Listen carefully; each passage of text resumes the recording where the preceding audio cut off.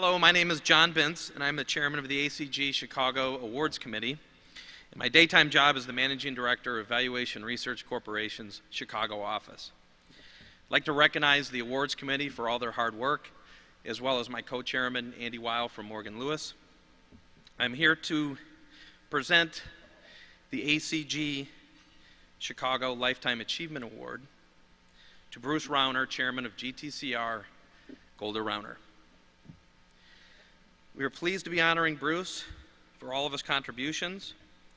The private equity industry grew out of leveraged buyouts and venture capital in the early 1980s. And Bruce clearly helped lead this change through his 30 years as partner at GTCR. Beyond being a founding leader and one of the most successful executives in private equity, Bruce has made countless investments in civic and philanthropic endeavors.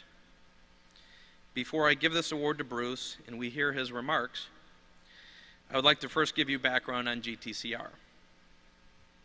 GTCR was founded in 1980 by Stan Golder and today is one of the largest and most successful private equity firms in the world. GTCR has roughly 40 investment professionals, 80 employees, and numerous management partnership relationships. GTCR has nearly $9 billion under management, and since its inception, has invested in or acquired over 200 companies, and has also taken 38 companies public. And for those folks in Washington, D.C., has created thousands of jobs. It is currently investing Fund 10's $3.25 billion.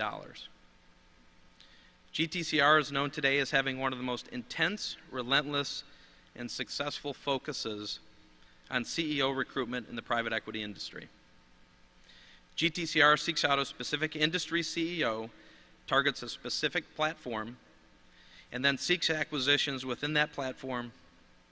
In simple terms, GTCR supplies the capital, the financial engineering, and investment expertise, while the CEO and his or her team acts on the investment thesis, provides operational know-how and experience, and executes the strategic plan.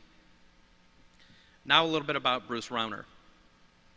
There are three main areas of Bruce's life that I would like to share insights with you. First, his family and personal background. Two, his career. And three, his public service, civic, and philanthropic passions. His family and personal background. Bruce's grandfather immigrated from Sweden to the United States in the early 1900s, as about 1/3 of the people in Sweden left for America in search of a better life. The family settled in northern Wisconsin and became dairy farmers. His grandfather was an early influence in Bruce's life, and still today, lessons learned and his memory inspire him. His grandfather had two important principles to live by: do good in school and help others. And Bruce, you've done your grandfather proud. As a child, Bruce grew up near Wrigley Field, and his high school years were spent in Phoenix, Arizona. His father worked at Motorola here in Chicago. Bruce and his wife have 6 children, 2 boys and 4 girls, all between the ages of 13 and 26. And today, Bruce's wife Diana and daughter Elizabeth are here, and I would like them to stand and be recognized.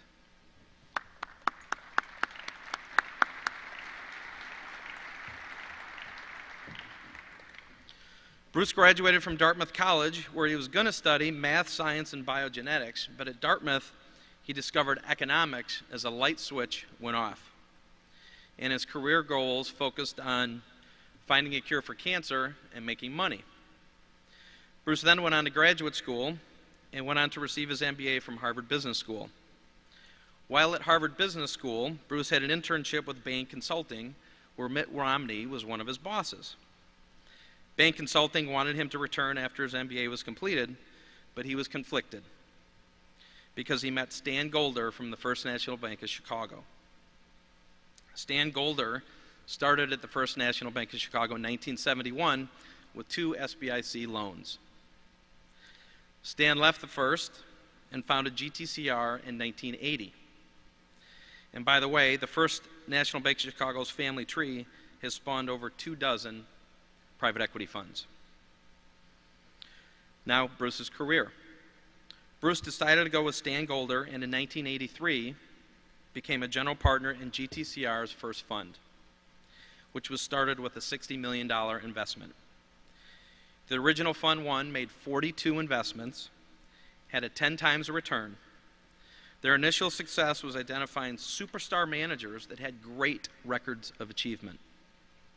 These managers needed capital to build on their record. And now, 10 funds and $9 billion later, Bruce and his partners continue with that same model. Bruce gets tremendous satisfaction from helping others achieve their goals and dreams. And he just doesn't talk about it, he actually does it in a very big way. With the GTCR business model, he and his partners have helped others realize their dreams. Bruce would do this job for free because he loves his work and he's a very passionate individual. And now some of his other passions, which leads us to the third area, which is his public service, civic, and philanthropic passion. Through the Rauner Family Foundation, Bruce, his wife Diana, and the rest of their family have donated and invested tens of millions of dollars to organizations, charities, endowments, and causes that they are passionate about. They have donated to and have built the following. They have built 10 charter high schools, 2 libraries.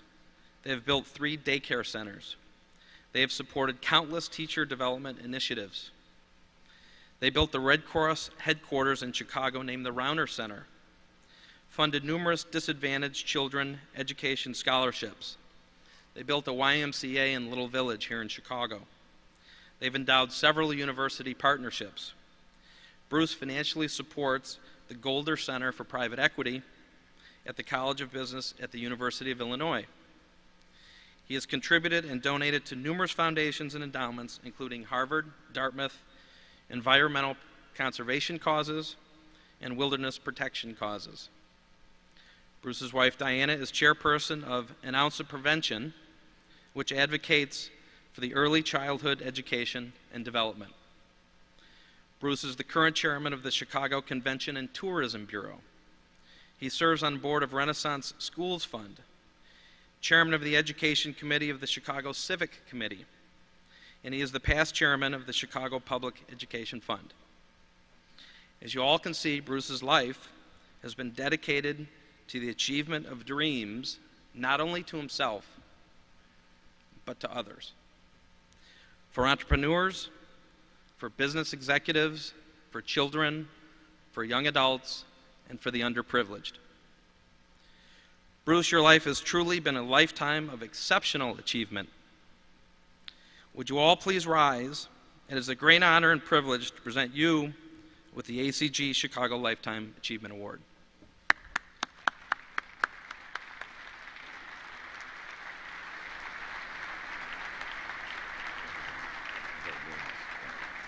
Thank you. Bruce is going to give some remarks, and then he'll open up the floor to question and answers. There's 2 microphones on each side of the stage here. Am I on? Hello? I'm going to walk around if it's okay. I have a little nervous energy, so I'll move a little bit. I'll try to stay on the light. When JB mentioned this award to me several months ago, I was very honored to accept on behalf of our firm. And I brought it up at dinner with our family one night, and my youngest daughter, as is her way, said, Dad, lifetime achievement? What? I mean, you're 55. Are you planning on dying soon? And I said, no, you know, hope not. And my son says, he focuses on what really matters. He said, so Dad, when's the award? Is it a school day? Can I skip school to come and watch? And my wife put the kibosh on that. And then they immediately focused in on what achievement. Your dad achieved deals you do deals. I mean, why is that an achievement? And I said, well, maybe it's because it's 30 years is a long time. And my wife immediately chimes in and says, well, it's a little bit like that line in the Woody Allen movie. It's 90% of success in life is showing up every day. And you know, that's kind of the bottom line. Nothing like a family dinner to make you feel good about yourself. This morning, I don't want to take a lot of time to give a talk. It's boring at 9 o'clock in the morning. I'd love to do some interactive discussion about our industry. We're going through some wild times. I'd love to share my perspectives and get some of yours. But I do want to share, I do want to do one thing and then share two thoughts from Stan Golder. First, I just want to say thank you. First, to my partners. The reason that I'm here at all is because I've been privileged to work with some of the greatest partners in our industry. Stan Golder, Carl Thoma, Brian Cressy, Phil Canfield, Dave Donini, Colin Roche, and a number of others. I've been very blessed and honored to work with them. They're the best in the business. It's been a privilege. And our team, our entire staff, our crew of 87 people now, they're wonderful folks. It's a privilege to have worked with them, and I want to say thank you to them. And then just as importantly, maybe more so, I want to say thank you to all of you. You are the ACG. You are the core of the deal business, the process of identifying, advising, and financing talented executives, entrepreneurs, leaders in our economy. That there is frankly nothing more important than that. Your work is what makes our economy thrive. Your work is what's helped create the most dynamic, most prosperity-creating economy in the history of the world. And thank you for what you do. Your work is extraordinarily important, and you should take great pride in that work every day. Now I'd like just two quick thoughts from my founder and partner, Stan Golder, and his philosophy of life. His view of the world is what we built our firm around, and it was a privilege. He was like a second father to me. It was a joy to work with him every day.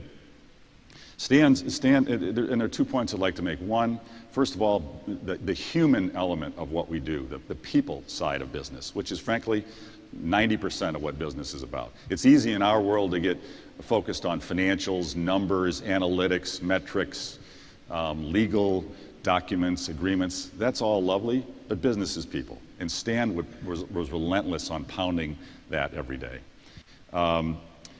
He used to really get worked up about the golden rule. I don't know, some of you may have heard it. I heard it for the first time when doing a venture capital deal in 1982.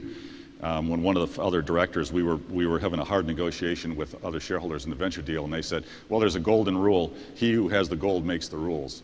And Stan hated that phrase and worked against it aggressively, and always felt like, you know, the golden rule really is about treating others the way you'd like to be treated. Let's make sure in our business, we do that every day. Let's make sure our reputation is our most important asset. It's not our money. It's not our diligence process. It's not our, it's our reputation. It takes years to build and can be destroyed in a day. Let's guard it religiously as our most important asset. And he said, bend over backwards to treat people well, and you will find out we'll succeed and we'll all win together.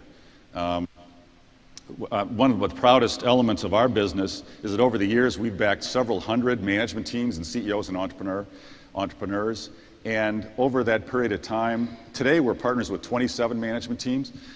Within that group, I think there are a handful of CEOs and teams that we've backed twice.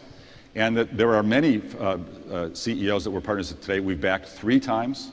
And there are even some teams who are coming back with us for the 4th time in building their businesses.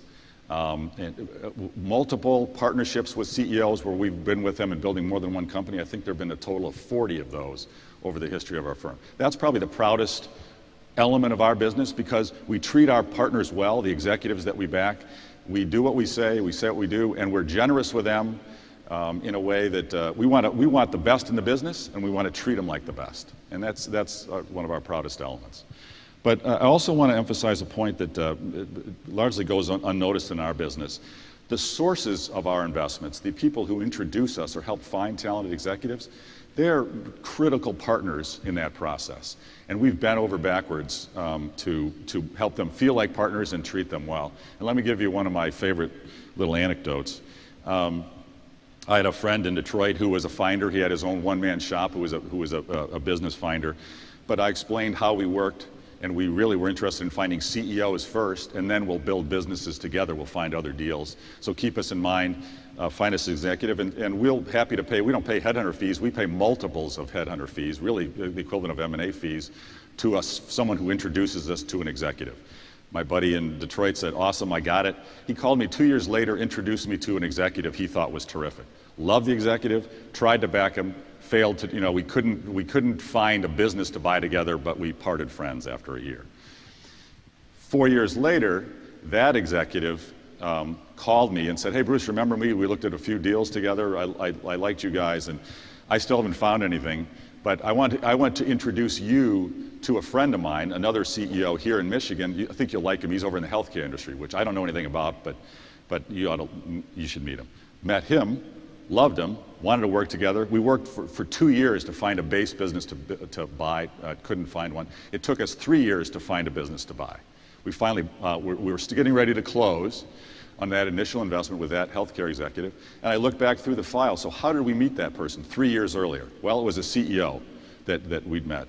Called that CEO and said, hey, you want to be a partner here? You want to invest? You want some compensation? He said, I would be insulted. That guy was a friend of mine. Forget it, Bruce. We don't need that, but let's keep in touch. Hope he does well. Went back further, 4 years prior, and through our records, and found that we met that CEO through that business broker in Detroit. He originated this chain of value creation for us. We were disclosing an investment 7 years prior, but we sent him a check for the amount of capital, based on the capital we were putting up behind that executive. I don't remember the number. I think it was $800,000. Sent him a check. He calls me up. I'd known him pretty well for 10 years. He says, Bruce, what the hell? Your accounting department is out of control, man. You better get on your back office. You got some serious trouble. And I said, what? And he said, I got a check in the mail for some ridiculous amount of money. What's that? And I said, oh no, that was intentional. He said, what? You're kidding? Why? What? And I explained. He said, you got to be kidding me. You don't owe me anything. You don't owe me for that. I said, sure. We're doing a deal. You started that chain of the process. You deserve some compensation for that. And he said, oh, you're an idiot. No way. And he started to cry. And then his wife got on the phone and she started to cry. And I said, hey, thank you. I don't, hopefully it'll work. You created value. Thank you. Just keep us in mind. Thank you for that, for what you did, introducing us to folks. Now that deal, fortunately for us, that deal went on. We made 14 times our money in 3 years with that healthcare executive. In the scheme of life, that $800,000, that was rounding error. But you know what? Both of those executives and that originator of those folks will remember us for their entire careers, and all their friends want to work with us as a result. It's a win-win all the way around.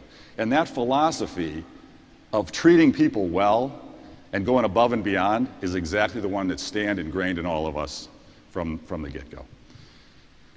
Now, the second critical point I wanted, the human element of our business, number one. Number two is civic engagement, public engagement on behalf of our industry. This is probably the most important topics we can have today. Our industry is under attack, I think, for deeply flawed, misguided reasons. Although it's understandable, we've got a horrible economy with people suffering with massive 10% unemployment here in Chicago. You can understand the anger and frustration. Misguided to attack, what do they call them in Washington with our administration, fat cat bankers and these greedy Wall Street people, and all that's fundamentally outrageously misguided attitude. But we can't rest on our laurels. We know the value we create. We know that we're the lubrication that makes our economy the greatest in the world. But we can't sit back and just expect politicians to just do the right thing. We have to be engaged, and we as an industry, broadly speaking. And let me give you two examples of in particular where Stan lived that mantra of it's important to be civically, politically, publicly engaged for doing good and doing right. In 1978, Stan was the president of the National Venture Capital Association, NVCA. He was also president of NASBIC, Small Business Investment Company Organizations. In that role as dual president, he led a group of venture capitalists to go to Washington and lobby on behalf of, or against really, a regulation in the labor department called the prudent, what then was called prudent man rules, prudent person rule. It was illegal for pension funds to invest in venture capital or alternative of private equity. It was against the law. It was unallowed. It was IBM bonds or General Motors stock was appropriate. Venture capital was inappropriate. And they went to Washington and said, hey, this is what we do. Here's the good that our industry does. Here's the jobs we create. You ought to let, on a diversified approach, pension funds ought to be able to invest in our world. A lot of work, a lot of lobbying in Congress, a couple multi-year effort, and that rule got changed. And that change, probably as much as anything, allowing pension funds to come into our industry, is why maybe three-quarters of us are in this room. That took a cottage profession and turned it into one of the most important value-creating economic engines in America today. Second piece of that is Stan also saw, and many in our industry saw, that entrepreneurs needed if they're going to take huge risks, they deserve to get well rewarded for it. And to have the tax code penalizing taking risks was inappropriate. They lobbied in the early 80s to get capital gains tax reduction put in place. Capital gains were taxed at fairly high rates, and there was relatively slow capital formation, capital creation in the 70s. Got that rule changed, and that change helped spawn the boom in venture capital and entrepreneurship, starting new companies in the 80s and rolling on to today. And that change has created huge prosperity in our nation, and frankly is under attack today. And we've all got to be vigilant, be aware, and be engaged. It's easy in our industry to say, okay, I'm busy, I'm doing my work, that public stuff is, let somebody else worry about it. Well, it's all our worry, and I encourage you to get involved with that. Anyway, I don't want to, that's enough for any comments this morning. I just want to say again, thank you to ACG for this award. Again, on behalf of my partners, it's a privilege to accept. I'm wonderfully proud to be partners and work with you in our industry together. It's one of the greatest in the United States, and it's a privilege to be part of it. In the last couple minutes, I don't know how much time. We're just about out of time, but to the degree there's a couple questions or if folks have comments, I'd love to hear.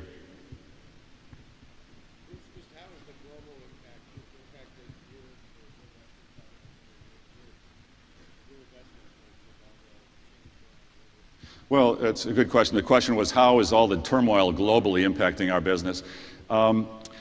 We're pretty focused in what we do, and it's interesting. We're very United States centric, so our CEOs are all U.S. CEOs, and what's happening globally has an impact, but it's relatively on the periphery and relatively indirect.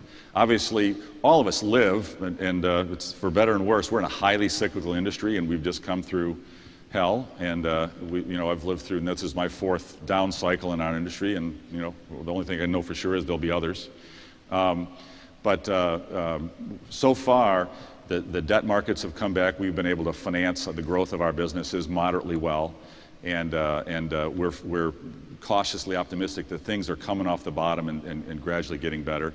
I'm not enough of a bond expert to opine on if Greece melts down and that does, how that'll roll through. I'm scared about it, but also, we're just going to stick to our knitting and just try to keep an even pace. We try to keep an even pace of investments all through over time, ignoring cycles as best we can. We just can't call them and can't control them, and we don't know when the timing shifts one way or the other. So we just try to stay even keel. Okay, well, thank you very much. Appreciate it.